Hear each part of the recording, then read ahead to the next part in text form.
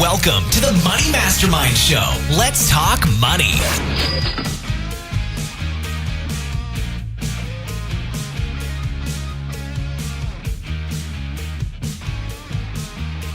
And welcome to the Money Mastermind Show. Tonight we're going to talk about creating a life plan. And this will be something that's very important in creating a financial plan. And we'll get into that in a minute here. But before that, I want to introduce our Money Mastermind panel. The Money Mastermind Show is made up of Miranda Marquette of Planting Money Seeds, Peter Anderson of Bible Money Matters, Kyle Prevost of youngandthrifty.ca, and Tom Drake of the Canadian Finance Blog. Special guest tonight is Andrea Travillian from takeasmartstep.com, and she's going to help us figure out what we need to know about life plans tonight. Before we start, anybody out there that's watching live, if you have any questions regarding what we discussed tonight in life plans or financial plans, please feel free to shoot us a question on our Hangout page. We'd be happy to answer them. Welcome to our show, Andrea. Thank you very much for having me. Thanks for coming. If I had to guess, most people don't even have a financial plan put in place. So I'm guessing that even less people probably have a life plan in place. So what is a life plan? Am I correct on that assumption, Andrea? Yes, you are very correct. Most people don't have a life plan, and in fact, I find that most people don't even think they need one. They want to jump straight to the financial plan and just skip right over creating a life plan. So what is a life plan? Well, at its most basic form, the simplest definition is it's what you want from life, what you want your life to look like. So it's much more than, setting goals and trying to achieve those goals. It's about setting, what you value in life, what your ultimate mission is in life, where you want to be the next year, 5, 10, 15, 20 years, and then actually turning those into something that you can follow and create a financial plan based upon so you can actually achieve what you want out of your life. So the difference maybe between a financial plan and a life plan, maybe a life plan is kind of everything that you want out of life, and then a financial plan is kind of the time you finish, kind of creating a life plan, you're going to have two types of goals. Your personal goals, like I want to be fit and healthy. And then you're going to have your financial goals, like I want just a financial plan.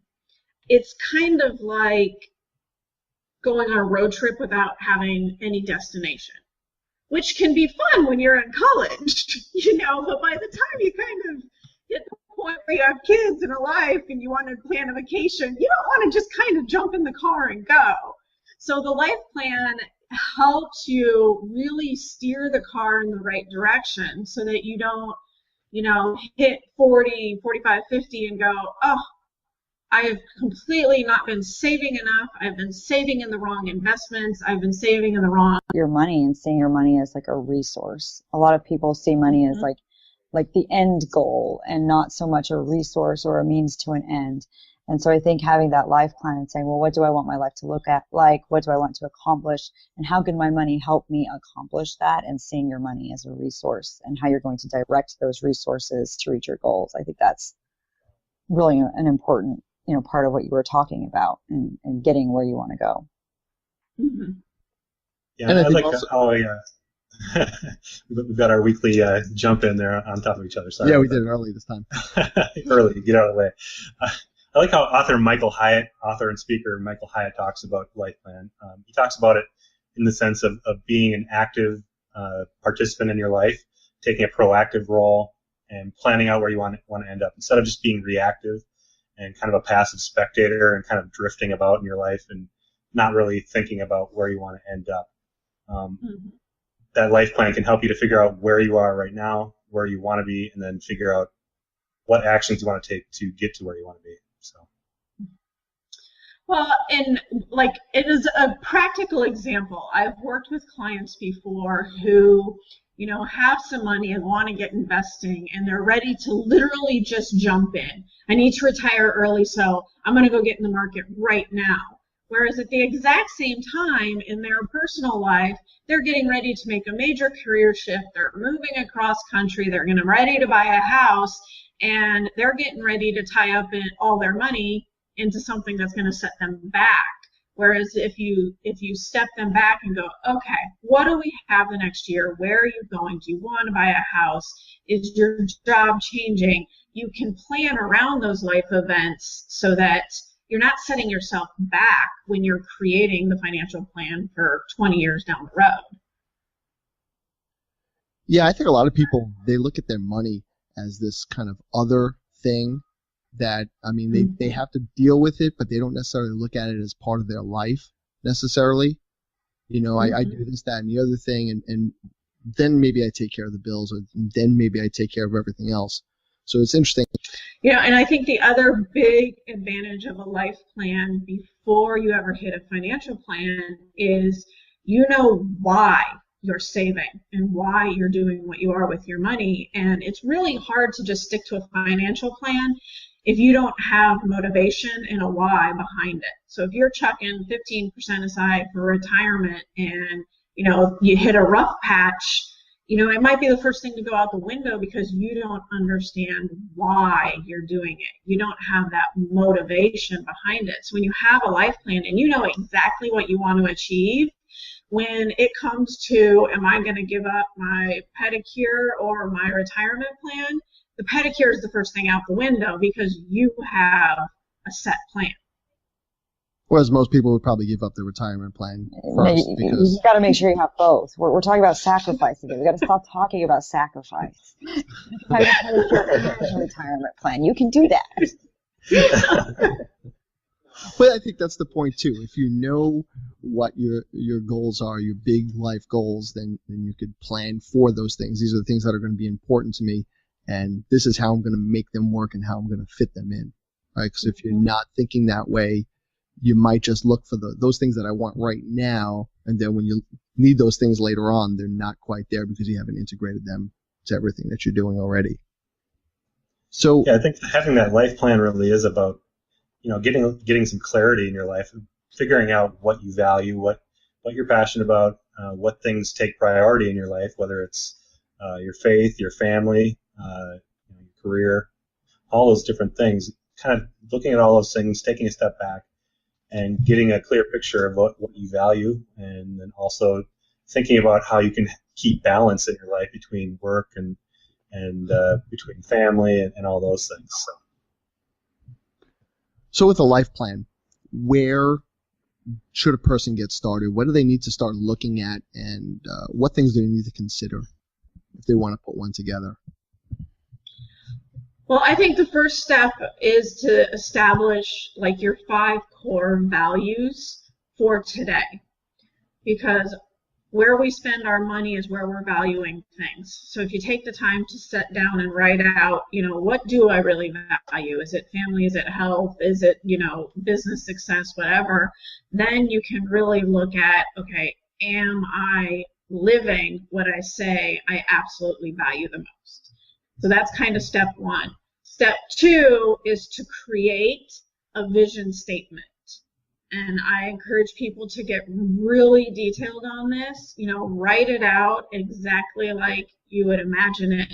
So instead of I'm going to retire at 55, it's I'm retiring at 55, buying a beach house. I'm going to get up in the morning, have coffee and breakfast with my husband, take a walk, do some yoga, golf, and then, have cocktails looking at the sunset. So really creating that vision of what your future is in as much detail as possible, because the more you can visualize your future, the more it becomes real and the easier it is to kind of achieve. It kind of goes with athletes visualize how they're going to perform. You want to do the same thing. You want to visualize how your life is going to play out. Then kind of once you have that, you want to sit down and figure out, okay, where is my life different today from what I just wrote? Where's my gap? And then from that gap, you kind of come up with some strategies to get your life back in line, and then set some goals to then readjust and then achieve those things. So that sounds great, Andrea. You've got me convinced now to make my life plan. But the problem is that I'm a cheap personal finance blogger. So now you've just given me the secrets to success. So why would I want to hire a life coach, or for that matter, a financial planner of any kind? There's all sorts of free stuff out there. I should be good to go, right? Just do a little reading and take care of my own money? That depends. You can definitely, I'm a do-it-yourselfer, so it depends. If you read enough, long enough, that's fine. But in order to kind of take that next step and to know what you don't know and get that real introspection, I believe you really need to work with somebody. So, I bought my first stock in the 6th grade, and my undergrad's in finance, I have my MBA, I got the finance thing down. I still hire specialist coaches to make sure I'm understanding something new when I'm learning that new item. As far as maybe hiring a life coach for the life plan, you will always be amazed at what somebody else can pull out of you that you didn't know. And I will tell you, this happens with every single one of my clients. Not a single solitary one of them is excited about the life plan, and they're like, fine, I'll do the life plan just so we can get to the money stuff. And every single one of them is like, oh my gosh, I loved that. I didn't realize my husband and I were on the same page. There's always something that kind of comes out that shocks and amazes everybody. And I think we talked about it in one of our investing episodes, that we tend to be a little overconfident in our own abilities.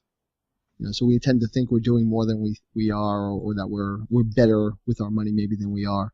So I guess being able to throw some ideas at somebody and have them guide you, or at least put you in check, can be a good thing.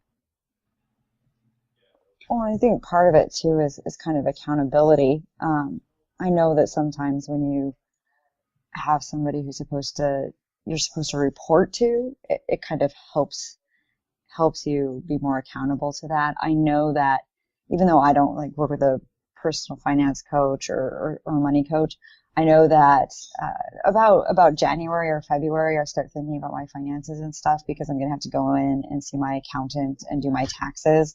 And if I've done something stupid during the year, I feel bad that I'm going to have to go in and talk to my accountant and say, I did this.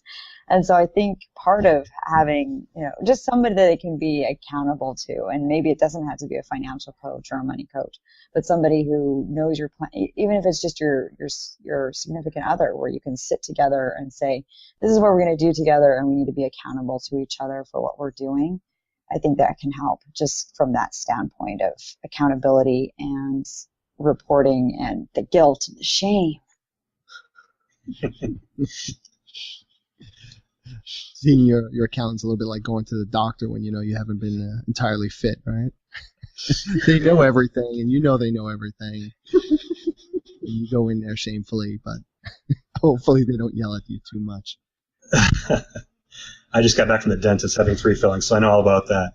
But Andrew, you were talking about envisioning your future when you're doing that life plan, and then thinking about your current reality of where you currently are, and then you talked about making an action plan, I guess, maybe about how to get to where you want to be. Do you think you should maybe sit down and write out an actual set of actions you want to be taking over the next week or month or year, or how would you consider that people should do that? Absolutely. Once you've set a goal, which is kind of what you end up with, so if you figure out, you don't have a big enough emergency fund, and that's one of your gaps. Well, then you want to take your goal and plan it out like you would any other goal. You're going to break it down into little components. You're going to get it put on the calendar and figure out how you're going to move forward. So I need to put an extra $50 in my emergency fund every month. It goes on the calendar that the first of the month is transferred, or you set up an automatic transfer, and then you just keep working through them like that. And your big goals are exactly the same way. So I want to retire at 55 and I want to do it by investing in real estate. Well, then you map out a plan of, how many houses that's going to take you to do, and you just kind of go through and work it out, break it into little sections, get it on a calendar. So your short-term goals are going to change and morph to better fit your long-term goals. Absolutely. And I guess it should be said when you're doing all of this, you want to redo that life plan once a year, because as you're working it and as you grow as a person, it is going to change. So your gap today might be, my emergency fund's not big enough. Well, once that's fixed and that's no longer the gap, there's going to be a new gap in the direction you want to go.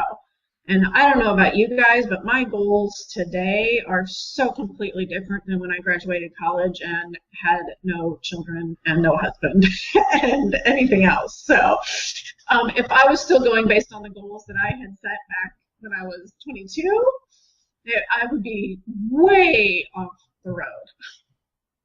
So it's okay if that end vision that you have changes all the time? Yes, absolutely. So you're saying at least yearly you should be coming back to that life plan and looking at those goals and everything and reviewing.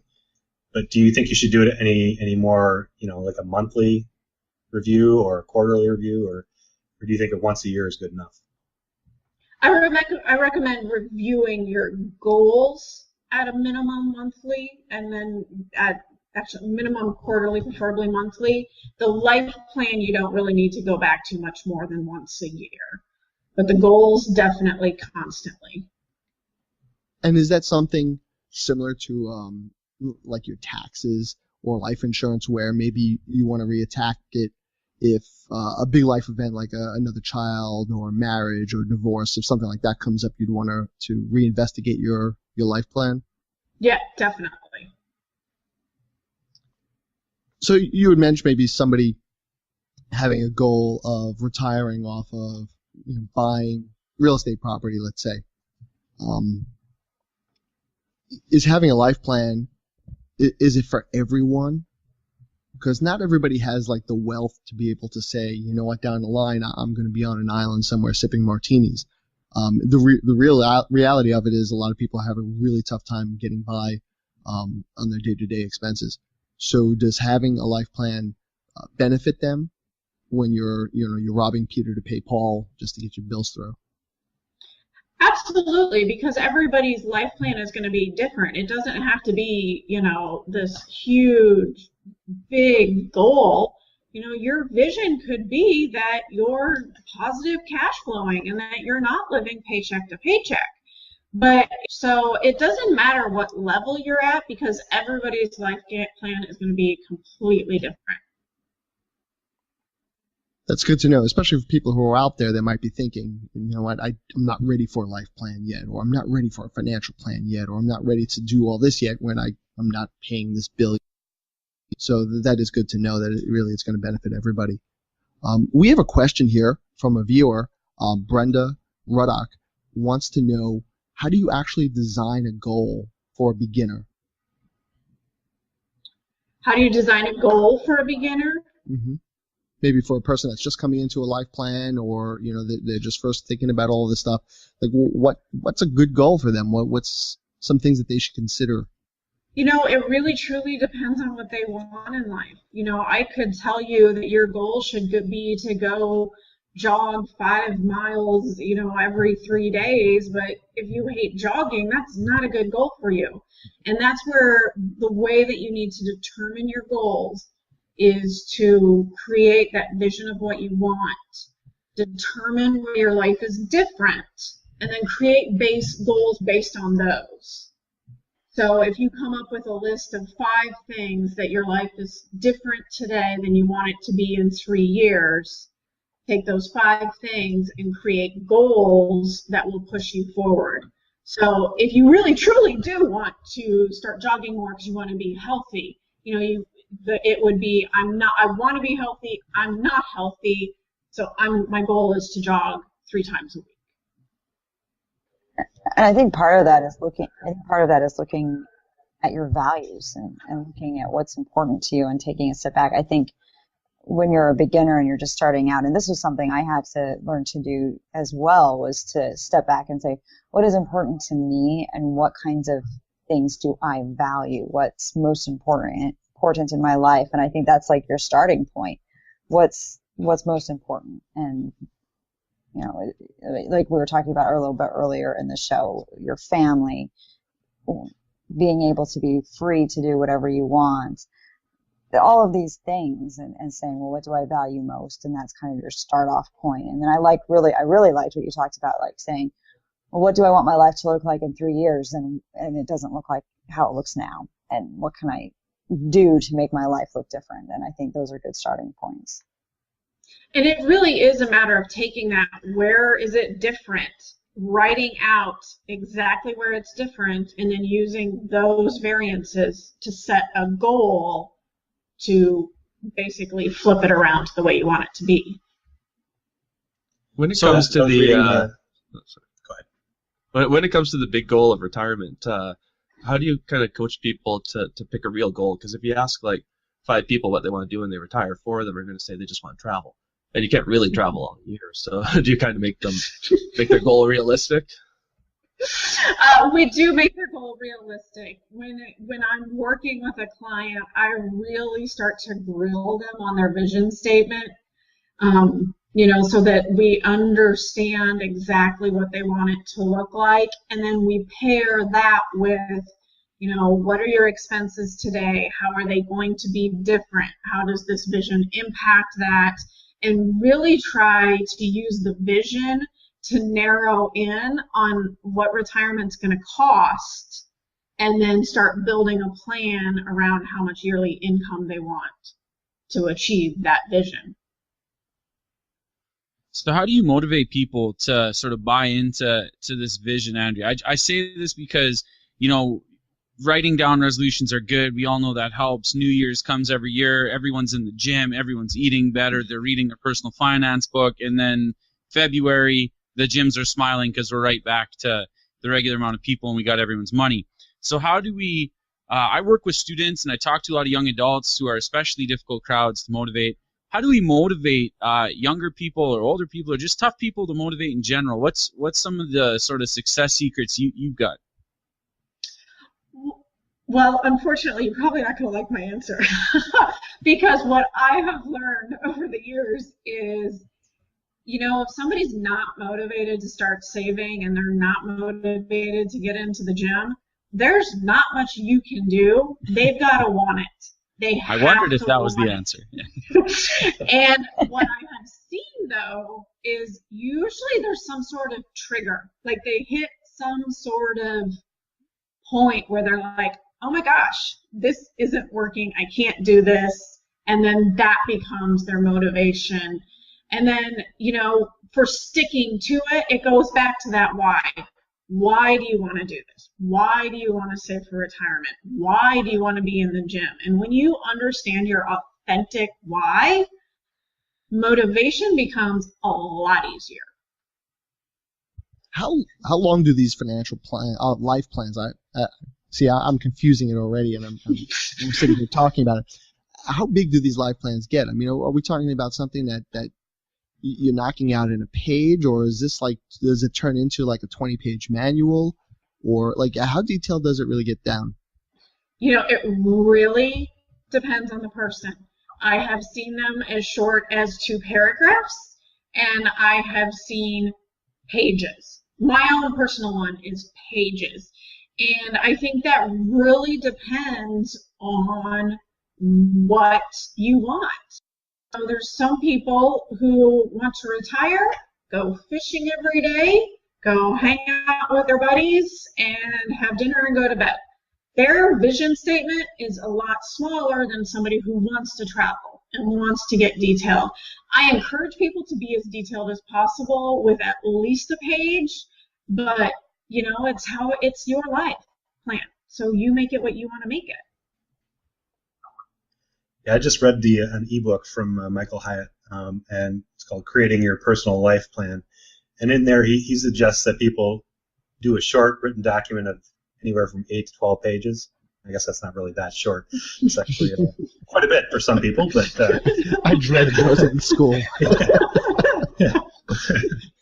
But in there, he talks about what questions you should be asking yourself when you're sitting down to do this. And the first question he asks is how do you want to be remembered, to kind of get the whole process started. How do you want other people to think about you when you're gone, basically? What do you want your spouse to think of you? You want them to think that you're a loving spouse who is caring and kind. And how do you want your kids to think about you? You're a good father, and that you provided well for them. You gave them a good education. How do your colleagues feel about you? And when you kind of think about that right off the bat, it kind of gets you thinking about your personal priorities. And from there, you go into what your priorities are in life. For a lot of people, it's going to be God first, and then their spouse and their children. Then it goes on to friends and other things like that. But he talks about how you should be thinking about what those priorities are, writing down what those priorities are, and then how you want those situations with those people to look in the long run. Writing down that vision of what the ideal future would be with them, and then figuring out ways that you can work towards those goals. So when you think about it, that's actually a lot of stuff to be writing about. So 8 to 12 pages doesn't sound that long after you think about it. In high school, I try to get my students, as one of their writing assignments, to write their own eulogy for whatever age they want. Of course, their brains are like, well, at 40, nothing past 40 really matters. So at 40, and if you want to laugh, see what a high schooler eulogy. I want to be remembered as the most raddest, whatever. Like, money might be far from most there. If it is, it's just rich. They don't know what rich is, but rich, like Scrooge McDuck, maybe. But no, I think that's a great point, Peter. If you do think about sort of how you want to be remembered or who you want to be important to, that lets you sort of place your resources where they'll do the most good and sort of reflect your values the most. And I think part of it too is being realistic. We have these high-flown ideas of, oh, well, in 3 years I want to be completely debt-free, or in 3 years I want to be able to travel the world. And to a certain degree, you have to step back and say, is that really realistic? And yes, you can create this life that you want if you take certain steps and you're willing to, take the steps you need and put out that roadmap and, direct your resources appropriately. But at the same time, you do need to be realistic. Does it make sense for your family? Is your partner going to be on board? What kind of challenges do you face if you have kids? So I think part of this is also being realistic about what you're doing. We were having a brainstorming session on, another issue earlier today, and Donna Friedman said, maybe you need to give yourself a righteous smackdown about money, and just, be realistic about what you're doing. So it's nice. You have to find that balance of, well, what's a realistic time frame, and can this really happen in 3 years or 5 years or whatever it is. If I had to guess, this is where perhaps your financial plan actually comes into play, right? So now you have all these goals, and now your financial plan says, can this actually happen, and what do we need to do to actually get to these life goals? Am I right there, Andrea? Yep, that's spot on. Once you've got the life plan in place, then you can actually go play with the numbers to see if it's realistic. And if it's not realistic, then you need to go back and tweak or readjust the years and kind of play with it and to make it work. But that's exactly where the financial plan comes in, because, if you're dreaming big and it's just not practical with your income, then you're going to get very easily bummed out when it's not working. So that's when you have to take everything you found in your life plan and make sure you can fit it into a financial plan that is achievable. So where does the financial plan come into play? Like that we know where it comes to play, but then what does the financial plan do? Like, how granular are you getting with that? So we understand the goal part of the life plan. What does the financial plan do? How do you match that to the life plan? Well, and what I actually call, what we're terming as financial plan, I call a wealth plan. And so what I work with my clients is all encompassing. So it's kind of, here's our big financial goals. Here's where we're at today. So we do a big kind of financial overview, where are we falling short, the insurance, the will, everything. And then we start backing into the numbers. Okay, here's your target that helps you achieve, this life vision that you've set. Here's the investments you have today. Here's what you have to do to get there. Here's your options, and really customize it for each and every person. Do you ever come across, and I'm sure this has to happen, where with a couple, they're not seeing eye to eye, or they come in and then they realize that they thought they were going to see eye to eye, but they're not? And if so, like, how do you overcome that? Actually, I have been very lucky, knock on wood, but most of the couples that I work with are either on the same page, or on the good side, they think they're on completely different pages, and they actually are on the same page. And so they get to the end of the life plan and kind of look at each other and go, we do. We've been arguing about this, but in reality, we want the same thing. One of the benefits of doing the life plan, especially if you're a couple, and what I recommend is the wife does one and the husband does one. And then you talk about them, because each person is going to have different, goals and different things that they have envisioning, and then you want to merge them together. But, doing that separately and then going through and talking about it is the best way to get couples on the same page. Good to know. We have some follow-ups from Brenda Ruddock, and I think they're tangentially related to here. She talks about how she's living on disability, and it's really tough for her to pay her bills. She wants to make some money. Where does she go from there? How do you start incorporating a life plan and a financial plan to get going there? And I think maybe it goes back to what I was saying earlier, how if you're wealthy already, it might be easier to take a life plan and then a financial plan and just kind of squeeze what you have into it. But when you don't have the means, how do you get going there? Is there anything that you can do to really just start? Yeah, absolutely. First of all, it obviously depends on your disability, but taking where you're at today, and as simple as, what do you want life to be like in 6 months? It doesn't have to be this big, 20-year plan. If you're at a point in your life where you're like, I'm trying to get back month to month, look at, where do I want to be in December? So is it a disability that's going to go away? Okay, so what can you be doing today that when you healed from your injury that you can hit the ground running? If it's a lifetime one, okay, what skills can I add to my life today to make this vision work? How can I find the extra income by expanding, the value that I'm providing? It's really about narrowing in on, what do I need to do in the next 3 to 6 months, and how can I make that happen? Great answer. So one more maybe fun question for you, Andrea. Certainly there are a lot of different plans you've come across. One, do you find that a lot of people have very similar goals in the end? And do you see a lot of life plans end up being more or less the same?